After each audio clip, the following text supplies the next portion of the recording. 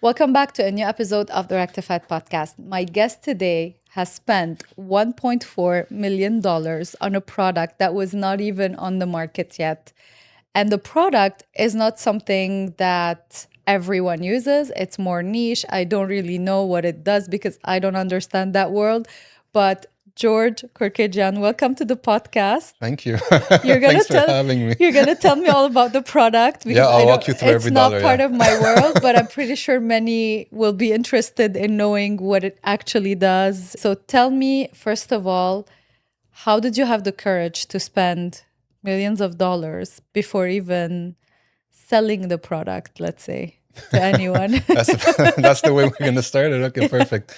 It's funny because when you think about an idea and you want to build a company, you don't realize what it actually takes Yeah. to make it happen. And so the 1.4 is one of those things that it took that we didn't know necessarily.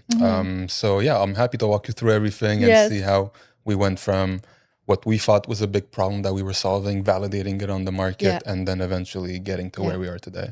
Let's tell our audience what this product is, because if I'm going to explain it, I really don't know how to explain what it does. Sure. So we're a company called Rozvelt, where we build premium wearables in different industries.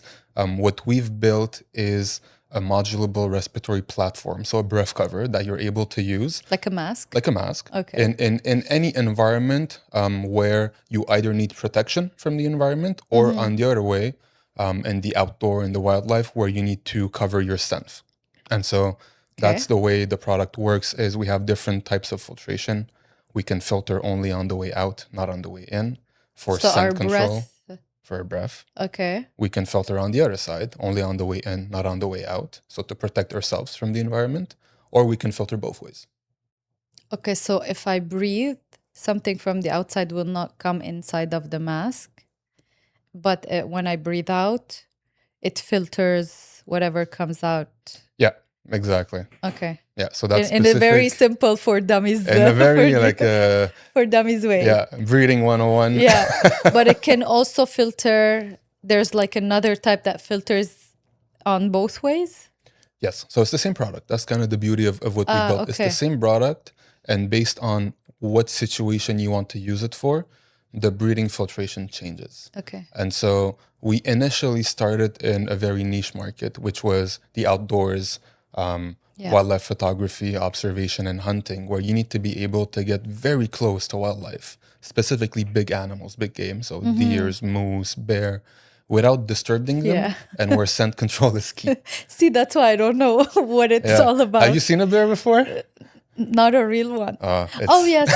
It's I've something. seen one at Parc Omega, but that's like very far and I'm inside the car. So, yeah, if that counts, I've seen a bear. Okay, I mean, it counts. Those are social bears. Yeah.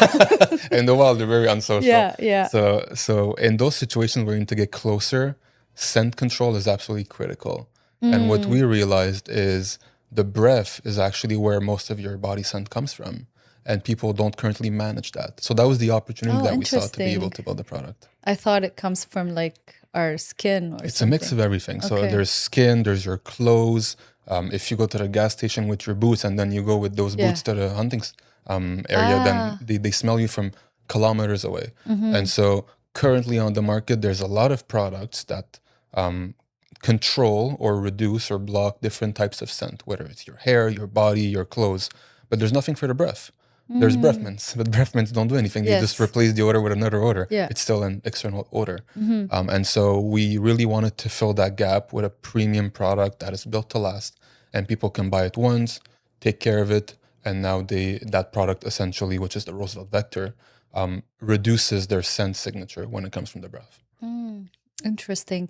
And we use this product, I mean, people, not me, for hunting. You said outdoor photography. What are the other ways that people can use it? It's for the filter on exhale only. It's any environment where you either want to get closer to animals, so National Geography, people who want to take blood samples, do testing on animals for wildlife conservation, even zoo. And the zoo's scent control is key when they bring in the new animals, and those animals are not accustomed to all the smell. Zookeepers actually do scent control. to be able to reduce the stress level of animals. And so they do everything, but they don't do the breath. So that's kind of the missing piece. Fascinating. It's a whole new world that people don't know about. Like, we don't think about this if we go to the zoo, you know what I mean? Well, you wouldn't think about it unless you're really in that situation, right? And it's normal. Yeah. It's such a specific problem when it comes to outdoors that individuals who are doing photography in like clear wildlife where terrain, wind is unpredictable, you need to be able to get closer without disturbing. That's the whole point of wildlife photography too, right? You want to get close and take a picture of the animals in their natural habitat. But if they smell you, they start doing things they wouldn't do otherwise, and then it's not a natural photography. Interesting. Coming from the Middle East, I thought about wars, and there's a lot of, I don't know why I'm smiling. It's not even a nice thing, but there's a lot of, bombs and chemicals and things like that. Can it be used? Can it be a use case for such a thing? Yeah, it can. So that's actually one of the use cases in defense. We've been approached quite a lot since the past few months for defense use cases. As you know now, Canada is in this defense sovereignty phase where we need to increase local capacity and production of locally made products where we're not dependent of other countries. And so in that sense, we've had a lot of local and international interest from whether it's law enforcement, special operations, military, to be able to protect themselves from different types of situations that they currently have almost no protection for. So if you think about, if we take the military, for example, they have what we call the gas masks that people are used to seeing, which is full chemical fatal protection. Yes. And in between wearing nothing and wearing the gas masks, there's almost no protection. And so that's where we come in to say, for any other kind of situation where you still need to protect yourself, whether it's you're in the desert and there's dust and pollution, there's fire and smoke, when you're target shooting or you're practicing in live fire situations, every time you shoot, there's lead and toxins being exposed, which are they give you cancer and everything. Exactly. Yeah, no protection. Yeah. So that's where we come in with our product. It's, again, the same product. You filter on the way in, not on the way out. You don't need to. And then based on what you want to filter, you just put that specific filter membrane media inside the Rozvelt Vektr. Okay. Interesting. How did you come up with the idea? Are you from, do you hunt? How did you really decide that this is what I want to do? Yeah, so we were at Parc Omega. No, we were actually my co-founder. We're two co-founders in the company. Yes. He came up with the idea originally because he lived a problem on the field as a hunter, and so he would do all scent control, and he would still need to what we call play the wind. Play the wind is a terminology where you need to look at the wind direction, and based on that, you move accordingly because the wind carries your scent to animals. Okay. And animals, that's essentially their mechanism for defense. So they know where there's external threats, what it is, or even for reproduction, they smell each other with the wind to be able to eventually mate when it comes time to mating. So we realized that no matter what you used on the market, you would still need to play the wind, which is a lot of people don't want to do that. There's two types, right? So there's people who want to play the wind. That's the thrill. That's the challenge. And there's individuals who want to de-risk every single aspect before getting on the field to maximize chances. And so for those individuals, it was very frustrating because they bought everything and they still needed to play the wind. So that's why we said, let's build a product that is the missing piece in their gear and their kit. Interesting. And I mean, just to tell our audience, you don't come from the business world. Tell us a little bit about what your background is, so that they get the full picture of what's going on here. Sure, my transition. It's like I went to the dark side. So actually, I studied in pharmaceutical science. My partner too. Actually, that's where we met. We met in university. We both studied in pharmaceutical science. And the owner of the studio too. And the owner of the studio too was actually, we all went to university together. And I personally fell in love with the idea of putting a product, in our case back in university, it was, pharmaceutical medication, medical devices, developing those products so eventually it could benefit people. And then how do you monetize it? How do you scale it? How do you bring it to the customer? How do you present it in terms of marketing? These are things that I was exposed to indirectly in my studies. And then I slowly transitioned to different roles that allowed me to get closer and closer to the founder life cycle, the founder journey. And it got me hooked. It's like it's like a drug where you say, I want to do it for myself at least once. And that's what we're doing right now. I'm going to pause the episode for just a minute because I have something for you that I've never offered before. If you're listening to these founder stories and thinking, this is great, but my own growth has been flat for months and I can't figure out why, then this is for you.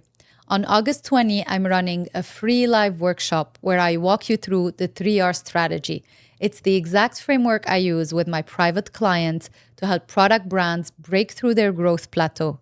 In 90 minutes, you'll understand why your brand stalled, what to fix first, and you'll walk away with a clear plan instead of more guessing. I've honestly been sitting on this workshop for over a year, and I'm finally putting it out there. It's live on Zoom, it's kept small on purpose so you can actually ask your questions, and it's completely free. The link is in the show notes. Now back to the episode. Did you ever work in pharmaceuticals, all of these things? I did an internship for about 3 months at the university where it validated that was not for me. Interesting. I like rapid iteration. I want to be able to work on 25 different things a day that I haven't done before, but you have no choice but to figure it out. Yeah. So funny enough, when I went out of university or last semester, we were doing internships in the field. And I looked at the list of all the different internships possible, and there was one that I absolutely did not understand what it said. The job description was like gibberish for me. So I applied there and I did the interview and I got the job. And it turns out now I understand what I did. What was it? It was a venture capital fund. Oh. So we were investing in new technologies to be able to bring them to market, build the business plans, hire CEOs, raise funds, troubleshoot everything to de-risk and get it to a commercial stage, 10 years pre-commercialization. Okay. So I did that in the medical pharmaceutical industry for about 3-4 years. I continued. Then I went more generalist, started doing the same for the AI, software, consumer goods, hardware industry. Started investing in companies all across North America, some in Europe. And that's where I really started working with founders and getting to understand the struggles, the journey, the potential reward, the ups and downs that you live in a roller coaster daily, and that got me hooked. How did the skills that you learned on your job in the venture capital firm translate into what you're doing now, or did you use any of those skills in this journey? I did. It's funny because usually the standard trajectory is you build a company, whether successful or not, you learn from those, I guess, either wins or failures. And then you get in a position where you want to talk to other people, other founders, and help them out as to, here's what I did. As a coach, I advise you to do this or that. Here's what I saw. And then people get in an investment scenario saying, I've not only done it myself, I've seen other people do it quite a lot, where now I believe I am in a position to be able to invest in companies as a venture capital fund. Yeah. I did the other way around. So I started a venture capital fund, which for me was this extremely rich environment to learn from people who literally put their lives at stake to make something happen, right? Yeah. And then I went in an accelerator program to say, well, I did it with a few companies. I understand really what it takes. We've took companies public. We've took companies to be acquired. We've done big licensing deals internationally. We've seen a lot of failures as well. Yeah. So let me try to be closer to founders and help them on the day-to-day to not help them make the right choices, but not tell them what to do, because I haven't done it before. I can't recommend you what to do. All I can say is, here's what I've seen. Maybe you haven't seen it. And if this guides you in your clear decision-making, then great, I provided you value. I did that for 5 years in a big accelerator in Montreal, Canada with HEC Montreal. Yeah. And then I decided to build my own company because I was in a mindset where I learned so much from all across my experiences that I believed I had a certain edge into listening to my own advice now for once. That experience helped you like fund the millions of dollars that you're spending in your company? And Yes and no. are you like, second question is, do you get scared, when you're spending those millions, or maybe that experience helped you be more daring, let's say? Well, I think if anything, my experience allowed me to make the right decisions. And Okay. so when you're not in that entrepreneurship environment, people could hear a million, they spend a million. That's crazy. I'll never, it's such a Yes, big it's a amount, lot. right? Yeah. But when it comes to paying your contractors, building the prototypes, testing them out in the field, doing marketing, taking care of accounting, legal, making sure everything is built, those foundations, not only do they take time to build, they're extremely costly. I mean, and so the million turns out to be not that much, Yeah. especially in a hardware product, where if I were to build the software these days with all the generative AI industries coming to where we are today, we wouldn't need that type of different. capital. But with hardware, it's very expensive. Machines run, Yes. and then there's warehouses, and there's transport, which is international, and it becomes very expensive very fast. So being able to have our backgrounds, both me and my co-founder, we were able to make the right decisions and use, it's funny to say, but use less capital than what usually people would spend to build a product and to bring it to the market. Okay, that's interesting. Hardware is very challenging. Any physical product is always more challenging. You need to spend more money to stock up on inventory. You need to spend more money, manufacturing. Sometimes there are some, I don't know in your situations, but like in food or anything, it can go bad and then you have to throw everything in the trash. Yeah. Did you have any of those experiences where you got a lot of waste or something didn't work, especially that your product is highly technical? Yeah, so it's a good question. We didn't necessarily have waste or lack of optimization in that sense. A big challenge, well, it's not a challenge, a big, our way of building the company is that we always wanted to put the customer in the loop of what we were building. I like that. Yeah, so we consistently had iterative processes of building a product not designed on what we believe is needed, but what on we hear from the customers that they want. So we did a lot of customer discoveries, asked them if we were to build something, what would it look like? What are the key, I guess, metrics that you're looking for? Is price a problem? What's the minimum, the maximum you would pay for this? How long you want to use it? Where would you use it? Based on that, we did our first prototypes. We actually gave it to about 30 to 40 on the field testers, tested the product. Well, who are they? Like, how did you find them? It's really based on the ecosystem, the connection that we were able to make with these individuals over time. So they were sometimes just regular people who do a lot of hunting, who want to use it internationally or locally here in Quebec. We had a lot of more official hunting ambassadors, hunters who do this for a living, and we gave them the product. And we said, I want you to test this as much as you can and give me feedback. I know it's not perfect, but I want your feedback to make it perfect. And so we did that last summer, about from August to November. We were testing it in the field. Then we went to the design board saying, how can we put these improvements into the product? And today, what are we? We're July 2026, and the product is done. It's ready, and we're going to production. Okay. So you sold, but people didn't start using it yet. Exactly. So you're at the very beginning of this whole journey. Yeah, we were at the very beginning. We started doing pre-orders, pre-sales to be able to see how the market would react, right, to this kind of product, and it overwhelmingly was very positive. Yeah. Which is a good thing and a bad thing, because then you also need to manage expectations and be sure that the customer community you're now building is well taken care of, and so that was where a lot of our efforts went. And now today we're at the point where we just, we ordered the molds, they're coming in. mold cost, by the way. Oh, That's okay. that'll take a big chunk of your million. Okay.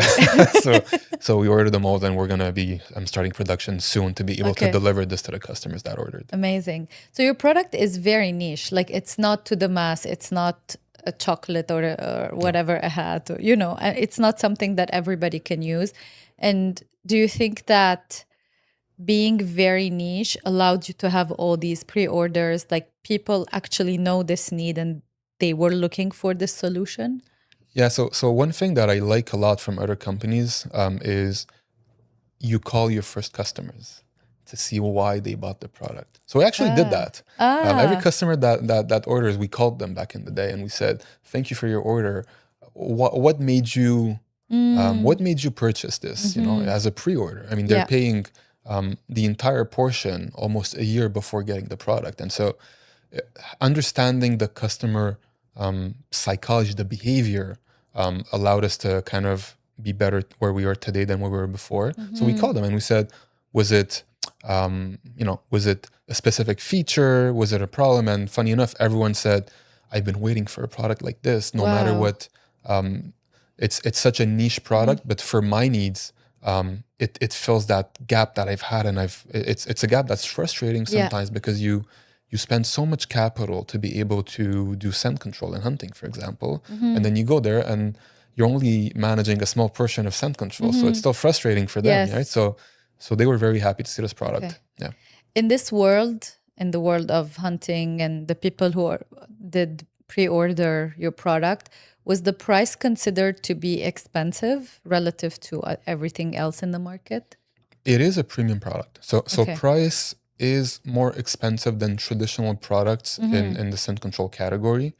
Why it is that way is because the product is built to last. It is a reusable product. It is a sustainably conscious product. It's a product where you buy it once and then you only buy filter recharges. While the other types of products that usually, you use, you dispose it, you rebuy it. So it's an investment in the gear and the missing piece of their kit. All that to say that although price was high, compared to the problem we were solving for those specific customers, price was extremely justified. And so it wasn't expensive for my end users, my customers who actually want to purchase the product. We've heard, oh, it's too expensive. We heard, oh, it's not expensive at all. So being able to get, again, all those feedback allows you to see how far away we are. And we were pretty good in terms of pricing as of now. Okay. Did they give you feedback also about the price? Like, did you ask that question? Our initial price, when we initially launched the product, was higher, but it was a bundle, right? So we said for X amount of dollars, you're able to get the Rozvelt Vektr, filters, a hard case box, and accessories, and it was like this full deluxe package. Yeah. And people didn't necessarily want to get that package, right? They just wanted the core, and then they want to do add-ons. So that's what we did. We listened to the customer, we went back to the drawing board, and then we created multiple SKUs instead of just one. And a lot of people just end up buying everything anyway, but it by providing the choice to the customer, the flexibility to make their own decisions, that's the kind of company we want to be. We don't want to enforce anything. We want to be able to provide them a solution that will be long lasting. And if they are ready to buy additional items, then it's up to them to do so. Yeah. Is there anything you thought about before deciding on the name of your company? Yes. What's the story? We spent over 3 weeks on trying to find, and by 3 weeks I mean like long days, of brainstorming, of trying to find the right name for the company. And long story short, we're essentially getting in a traditionally non-premium category with a premium product, and so it's very unconventional for us to be able to do that. And so we wanted everything to be premium, and so the name Rozvelt comes from Theodore Roosevelt. It's a presidential name. And the reason why we did that is because for us, part of our values as an organization, as a company in the hunting and wildlife space is we want to find the right balance between wildlife conservation and hunting. We believe that hunting is a right that people should do and respect, but not abuse. And why Theodore Roosevelt is because Theodore Roosevelt historically was a very, very big hunter. I mean, he was one of the biggest hunters Really? in history. Okay. But he was also the president that created the most conservation parks in the US to protect wildlife. And so it fits perfectly with our balance of, yes, being pro-hunting, but also being pro-wildlife conservation and giving back through foundations, through giveaways, and that we've been very active in those as well. It's very interesting. Like I'm just thinking about what you did for 3 weeks to get to President Roosevelt. If I were to show you the list of names we had, we're like, never, impossible. And then I don't know how we came to this name, but it just instantly made sense. It's working though. That's what I think. I don't know. Let us know if it's working in the comments. Yeah, let us know. Let's talk about your experience in L'Œil du Dragon. Sure. We've had multiple people from L'Œil du Dragon here. You're one of the ones who got funding from one of the dragons. Tell me more about the experience and what happened there.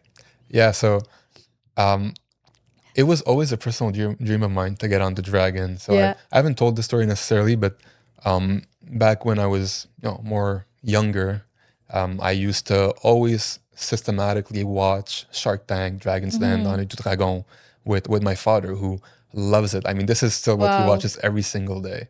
And so even before I knew that I wanted to be a founder, I knew that one day I wanted to be on the dragons. Right? So for me, it was a very big personal milestone to be able to do that and say that now I'm on TV next week So when you're watching the episodes.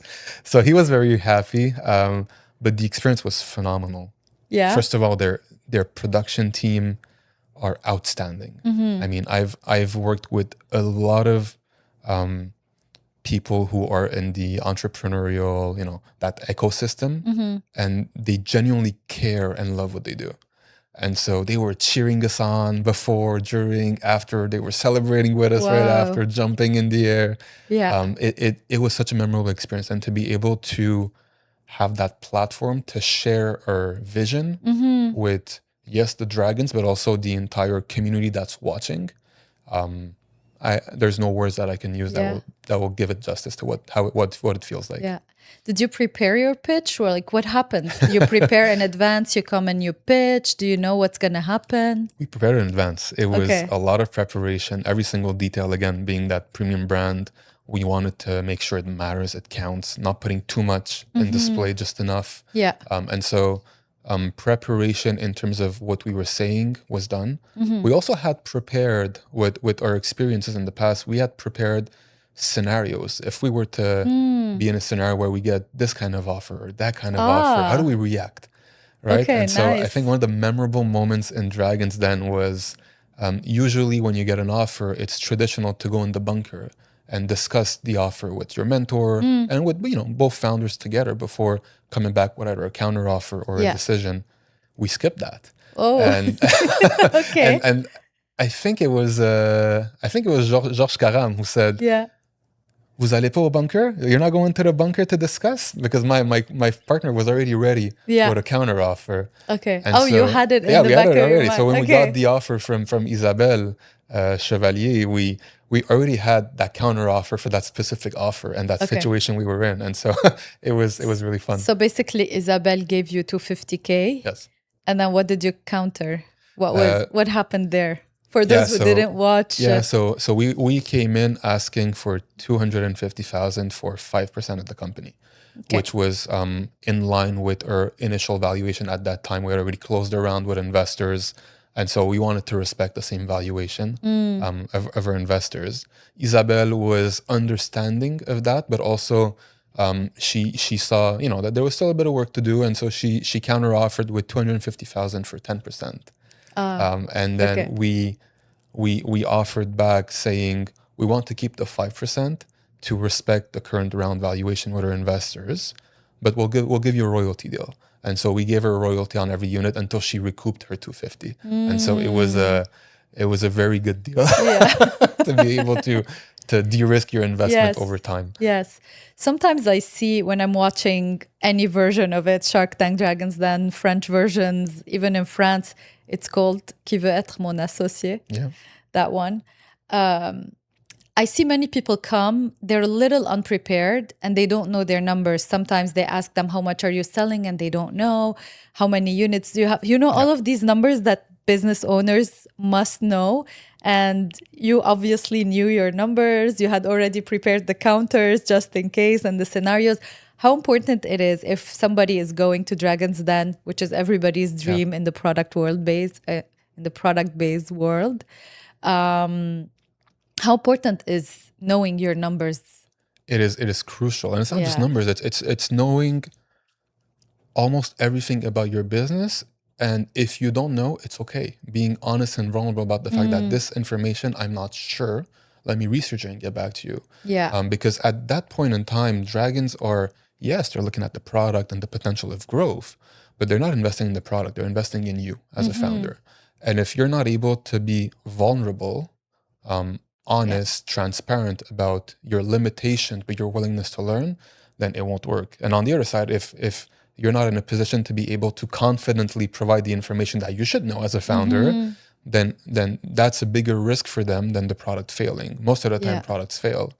Most of the time, companies fail. course. But it usually fails because the founders are either not a good fit, or they're in the bad timing, or they end up having conflict internally. And so being able to show that founder dynamic, the maturity of the founders, and the limitations, but our willingness to learn, I think is what essentially, I believe, converted Isabelle. Yeah, I like that. And what happened after the episode aired? Yeah, so that's a funny story. The episode was shot almost at the end of 2025, and it aired about 6 months later. So a lot of the information that we're also providing is not necessarily the up-to-date information. So we've made tremendous progress where we've signed agreements with people that I can't name, but they'll be announced soon, the biggest organizations worldwide when it comes to hunting, target shooting. This is after the episode. Wow. Yeah, so we were able to really capitalize on that, saying we're not just a regular company doing a regular product, we're a credible company that's backed by individuals that's actually dreaming of a product and where it wants to actually take it is much further than hunting, where it goes in target shooting, goes in defense, industrial applications eventually, and being able to provide that value. We were able to close a seed round. We had done a pre-seed in 2025, in April 2025, which is the valuation that we had asked at dans le Dragon. And then just recently, I'm kind of announcing it for the first time. We closed another seed round to capitalize on the growth and be able to meet the demand. We have too much demand. We don't have enough to be able to respond. So with the new funds that we gathered, we're able to meet the demand and build a product that provides value. Okay. How are you doing these fundraising rounds? Like, are you organizing it? Is there a VC fund that, like, what's going on there? Yeah, so we did 2 rounds of financing, and we're very privileged to say both rounds are from, we close them with angel investors. So a bit like the dragons or the sharks, it's people who, yes, have the capital, but also have the resource, the expertise, the connection, the knowledge based on what we want to build. Is it people you know, or is it through some funds or? Some we knew, some we got connected through the network that we had. So now we're very close to them. They're like family. We message them every week. That's cool. With updates and how it's going. And we were talking about WhatsApp chats earlier. Whatever chats, and we talk. And it's being able to, provide updates as to where we are, but also ask for advice, saying, now we're in this critical milestone. I need help. Do you know someone? Can you actually help me on this? And so we're like running a big organization because we have so many people helping us in the day-to-day that we were able to go to market and to scale much faster. Interesting. And how are you, like, you come from the pharmaceutical world and you're co-founder too. Yes, you worked for a few years in the financial world. Let's call it financial world. Sure. But also there's a lot of other components in a business, and there's relationships management with all the angels that have invested with you. There's your clients, there's acquiring new clients. How are you going to do it? The business deals. There's so many different, like, now that you're saying, my mind is thinking about all of these different entities that you need to interact with and deal with and manage on a daily basis, and think about the business and the accounting and the seed rounds and all of that. Like, how are you able to manage that? And Yeah. without even coming from the business world, like, how is this whole thing happening with you? Yeah. Well, over the years, what I've realized is your education doesn't necessarily define your capabilities or where you'll end up in your career. And so in my previous experiences, and I spent a decade in investing in accelerators, what I've realized is the people who impressed me the most as founders were actually high school dropouts. And Wow. yeah, so you can Okay. have a PhD, you can have 10 if you want. It I doesn't mean shouldn't you're have done my MBA. you should.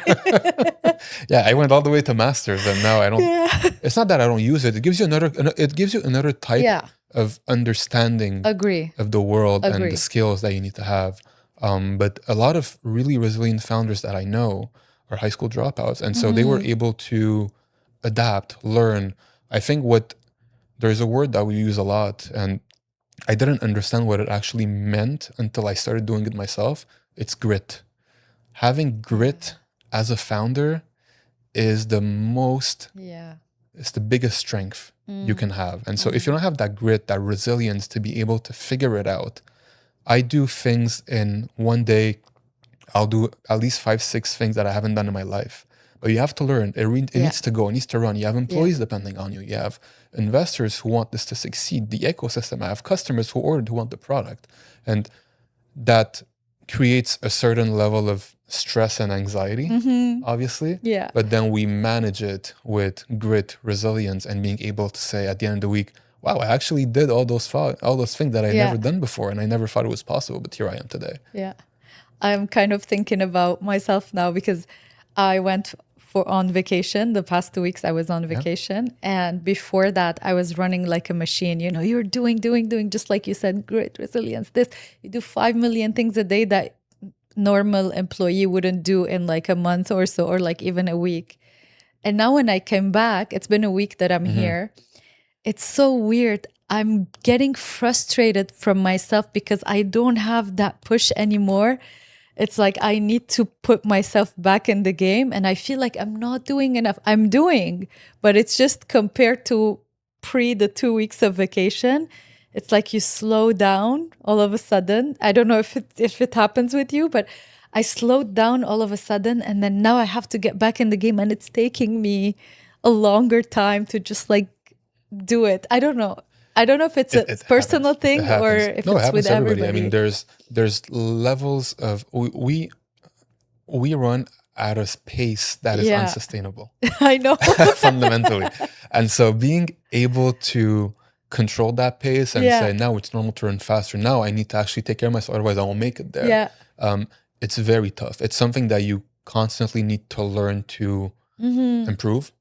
And we personally struggle with it too. Yeah. I mean, I wear a cap because I have more gray hair that I had in my life. Yeah. So it ages you. It frustrates you. It tires you down. But you do it for a purpose. You do it not for you. You do it for others. We're building a consumer product. I want to be able to provide this to my customers. I want to hear their feedback.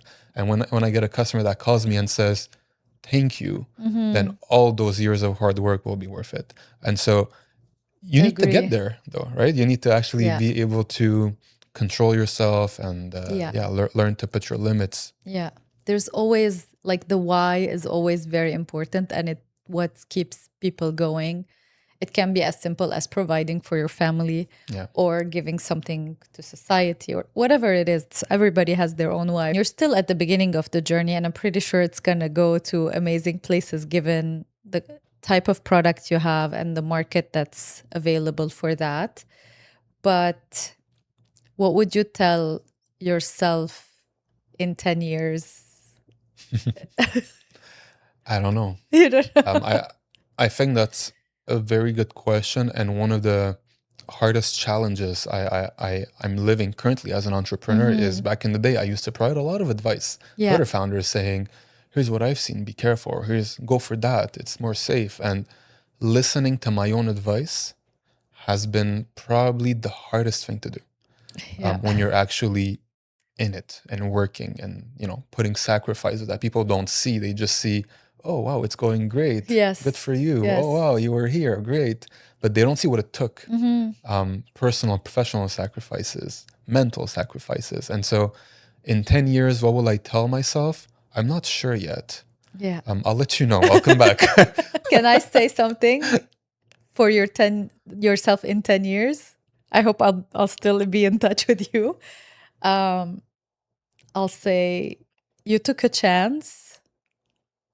You went for it, regardless if in 10 years the company will still be there or not.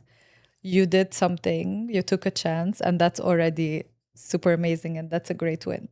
I think that's a good way of putting it. And, Yeah. My father was immigrated here, and then he decided to be an entrepreneur, and he opened up his own garage and the body shop, and he would run everything. He would work 6 days a week, from 4 a.m. to 8 p.m. and he never complained. And so for me, it was, well, I kind of want to do something also. And it's not necessarily about providing value to yourself. People saying, oh, people build companies because they want to make money. It's not true. A lot of people also build companies in order to essentially fill in a gap that they have in terms of whether it's something missing from an experience point of view. That was it for me. I at least wanted to do this once and say, even if it fails or it succeeds, it will succeed. Yeah, it will. But I did it, and I took a chance, and hopefully my children one day will also take chances. Because if we don't have people in this ecosystem in our country that don't take chances, we're not going to evolve. Exactly. We won't go anywhere. And so you always need people that everyone thought they were crazy until they actually made it happen. And then that's how you actually bring generational value to not only your family, but to the entire community and to the country in which you live. Yeah, I agree with you.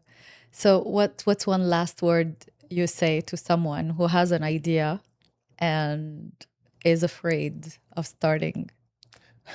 I'll say exactly what I said to another friend that had the same question to me. Think about it twice, but not 3 times. And if you think it's a good idea, after 2 times, do it. Love it. Love it.